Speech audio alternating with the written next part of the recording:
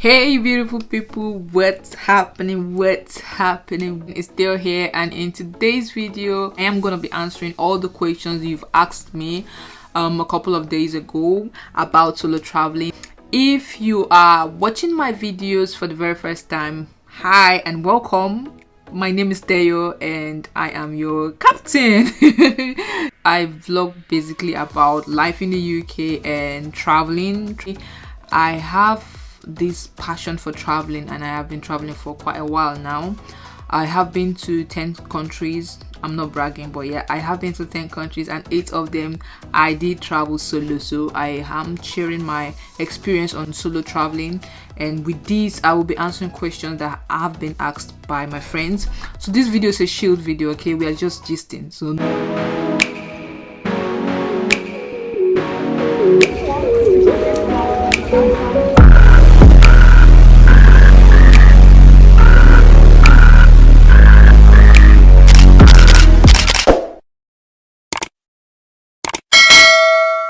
first question here says, how do you take pictures of yourself when you travel solo? I bet you I always get this question.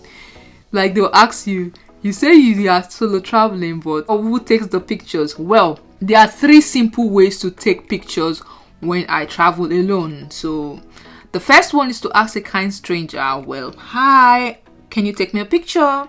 Yes, and we take pictures. We offer to take them a picture back, like, especially if they are also alone. You can also say, oh, I can take you a picture if you want as well.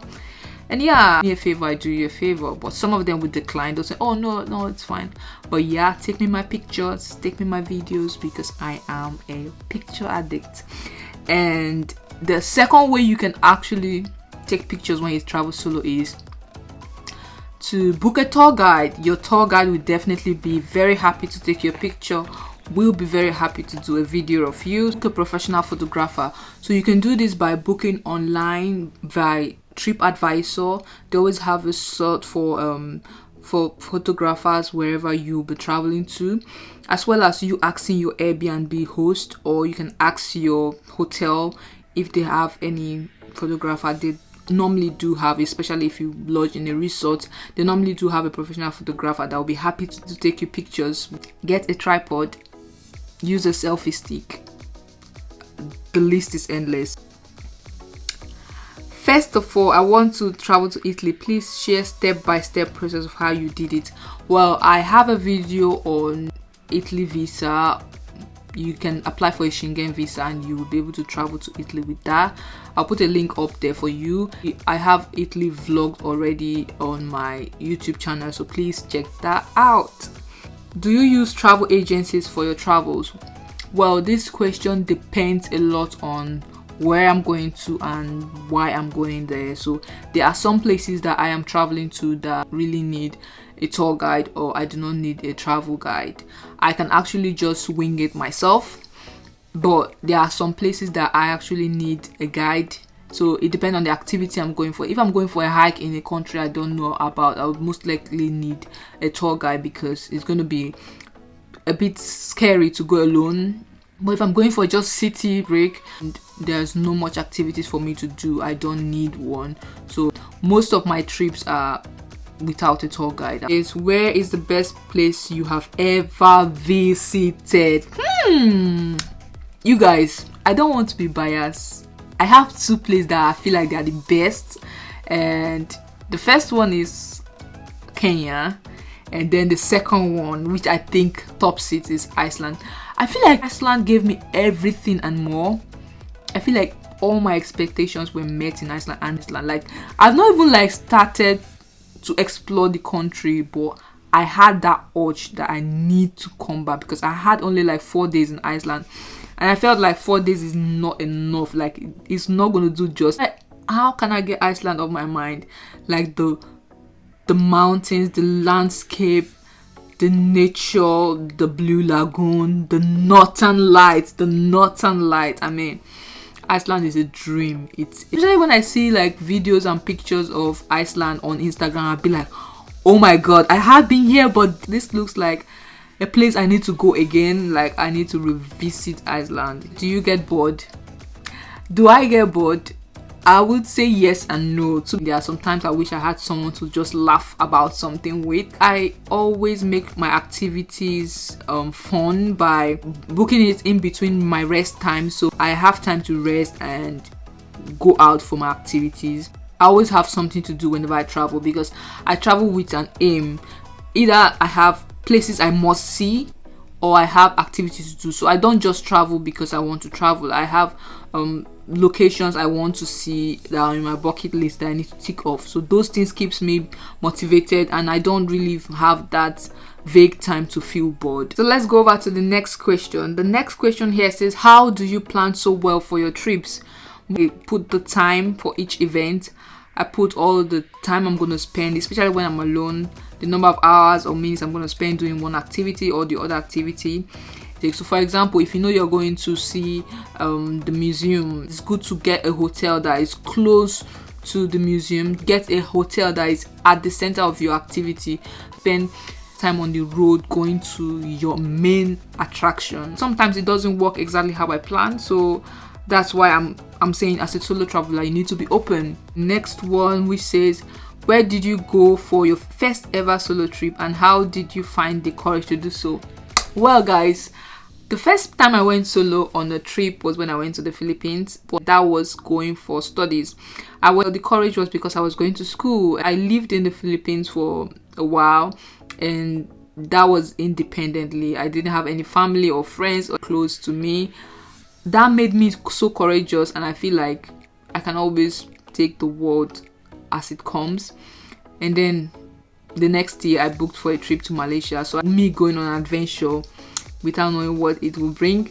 I don't know if I would say Philippines or Malaysia, but I actually traveled first to the Philippines. The urge to wanderlust, the urge to see new places, and the urge to be in a new environment all the time. So that's what keeps me going. That's what motivates me to always hop on the plane. Does it help you discover a bit more about yourself? Can you give some examples? So yeah, I'm going to give you an example of how solo trip has helped me discover myself. Story time. Story. Once upon a time, there was a man, Mango, who took a pencil and write a letter to Mr. Who. When I went to Iceland, that was 2021. The truth is, I passed my driving license exam August, and I traveled to Iceland in October. So that's roughly about 2 months, right? If you know Iceland, or if you've been watching documentaries or pictures of, I'm literally the only one driving on this road at the moment. I'm supposed to be scared, but for some reason I'm not. Look at my back also, there's no one in sight. Okay, I'm just like the only one driving. Sometimes it's like a desert. It is like very dangerous and scary to drive in Iceland. I mean, it's a safe country, don't get me wrong, but the road itself, driving, because it's high, low, very bendy corners, it's all over the place, the road. And because of the locations I was going to, I was actually going to see waterfalls, mountains, so you know that it's not just in the main city, it's just in the middle of nowhere. Really dangerous roads. I found out that I was able to drive in that road, and I was like, how did I even get that mind? And there were some times I was driving and I was alone on the road. I couldn't even sight any car.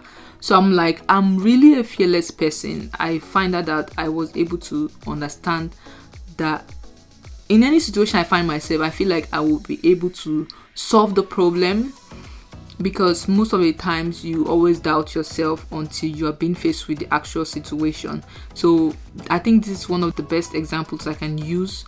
Finding myself, knowing what I can do, it actually taught me that I can do more than I actually think, and I keep doubting myself when I am someone that can actually do and achieve more. So it helps me discover myself, it helps me build my self-confidence, it helps me to trust myself and trust my instinct, and also make me to understand that you are all you have. You just have to look out for yourself. Let's go over to the next question, which is, what do you enjoy most about solo traveling? Right, I think the thing I enjoy most about traveling solo is the fact that I can actually change my itinerary without having to explain to anyone. You guys, sometimes you would book, okay, I'm gonna go for a horse ride, I'm gonna go for a desert tour, I'm gonna go for hiking, I'm gonna go for kayak, or anything you've already planned. That day will come and you are too tired, and if you travel solo, you can actually just cancel it without feeling bad, right? But if you're with someone or you are in a group, you feel like, oh, I'm sorry, I can't go. You start apologizing, explaining yourself. So yeah, I think that's one thing I enjoy most about traveling solo. I'm very flexible. I'm ready to go. I'm ready not to go. It's my decision, baby. The next question here says, is traveling alone a personal decision, or do you ever consider going with friends? To be honest, it's not a personal decision. I don't always travel solo. Mostly I do travel solo, but not all the time. I do have a group trip coming up in July. I do hope we go, because you guys know what happens with group traveling plans. We've been planning this thing for a while now. I don't know if it's gonna come true, but I don't care. I've already booked manually for that July. So even if they are going or they're not going, I will definitely wing it, okay? So it's not a personal decision. If I have the chance, I'll travel with people that are like-minded like me, because the last thing I want to do is to travel with people that do not like the kind of adventure I like. So I have grown to love nature. I want to see natural surrounding, green and all that. If you're someone that loves adventures like hiking, history, visiting of the beaches and all that, yeah, I might, but it all depends on how we vibe. So the next question here says, is it expensive traveling alone? I think I said this in the last video I made on solo traveling, so you need to check that out. Yes, and yes. Guys, if you travel alone, bear in mind that you are more likely to spend much money.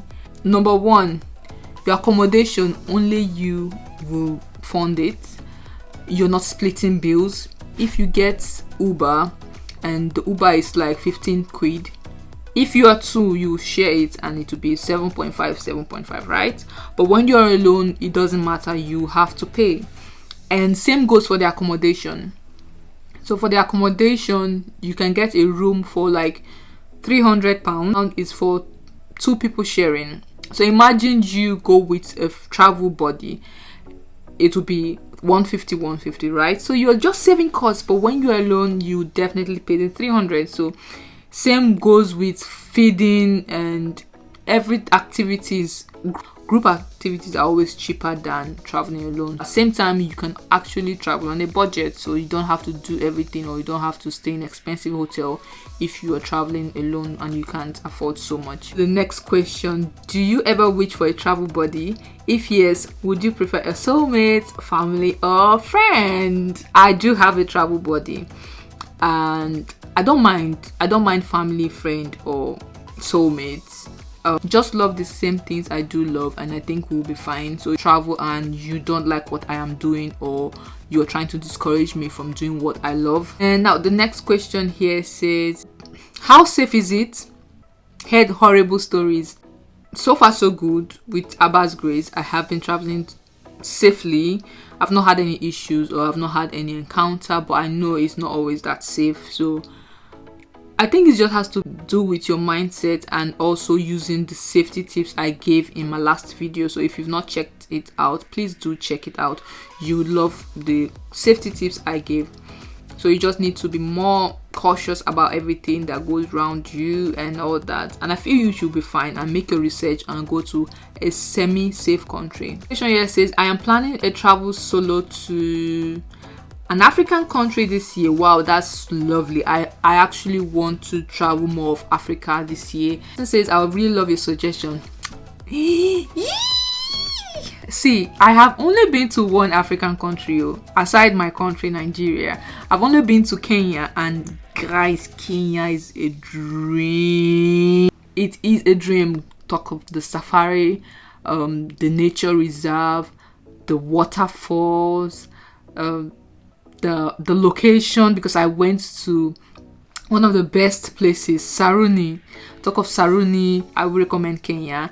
And these other countries I'm going to be mentioning, I've not been there, but there are places I've made research on and I feel they will be nice as well. So you can go to Tanzania, Namibian, you can go to Zimbabwe, the Victoria Falls. God, you guys, you are making me want to hop on the next plane to Africa. I feel like South Africa, how can I forget South Africa? And if you want to see more on South Africa, you can check out Sharon Okore. She's a YouTuber in South Africa. She vlogs a lot about South Africa. So let's go over to the next question.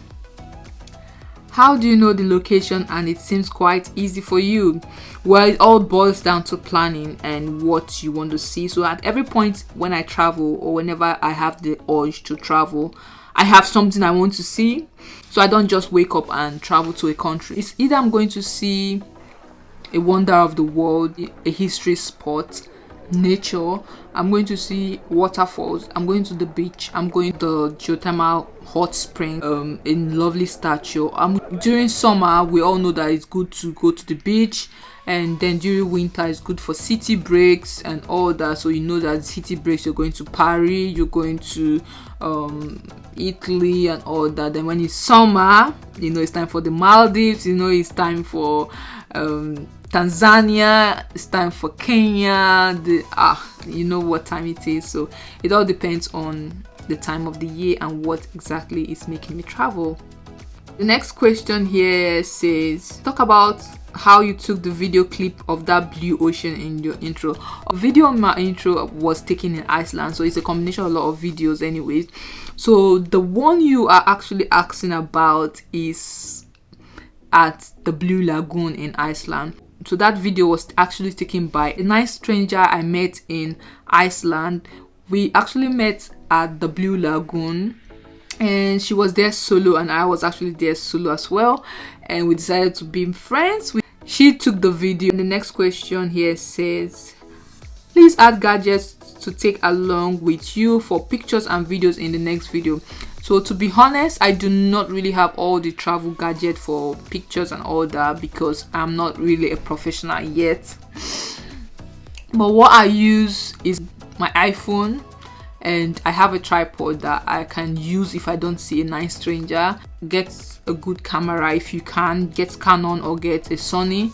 A drone, because I actually want to get a drone and I want to learn how to fly a drone, because some landscapes are breathtaking and they would fit in well when I have a drone. So yeah, and you can also get a selfie stick if you want. If it's not yet out of fashion for you, you can get that for your pictures. But yeah, I don't really have so much gadgets. This will be the last question. It says, love to ask, how do you save money for your trips considering the pay and the tax deduction? Okay, I feel like this question is a bit weird. Like, how can you afford that? Well, I'm a registered nurse and I work.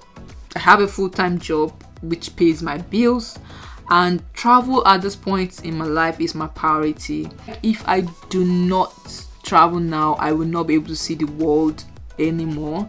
Although I do have the plan of traveling even when I have my kids, but I do know it won't be same way I am traveling now. I will have to take enough time. I will have to make more plans. I have to fit in other people in my schedule, which will be hectic. So I am single now. Best time for me to travel, and how I'm able to fund it is because travel is my priority. It's the only thing I spend money on. If you look at me, I don't really dress that flashy. I don't spend money on designers. I don't spend money on makeup. I don't spend money on nails and all that, jewelries or anything. I mean, don't get me wrong, those things are not bad. I really wish I could do all of them, but that's not what I fantasize, and they're not something that will eat my money in my 20s. Maybe when I'm 30, I can put my money in those things, but you will always see me spend money on travel. Maybe a bit of good perfume, because I love to smell nice. I will spend money on nice perfume. But clothes, sometimes I go to Primark to buy my clothes. Like this one here is Primark, baby. Okay, another thing I spend money on is gadgets. I'm a gadget freak. I buy the next iPhone even before it arrives. So yeah, it's all about priorities. And yes, I do take up extra shifts. I have a video on the highest paying agencies in the UK, so please go check that out. You might want to watch that video to know how I make extra money. Aside nursing, I do have other side gigs that are not online that I do. Hope you like this video enough to hit the like button, hit the subscribe button, blue heart. Yeah, I'll see you guys in my next video. Thank you for watching.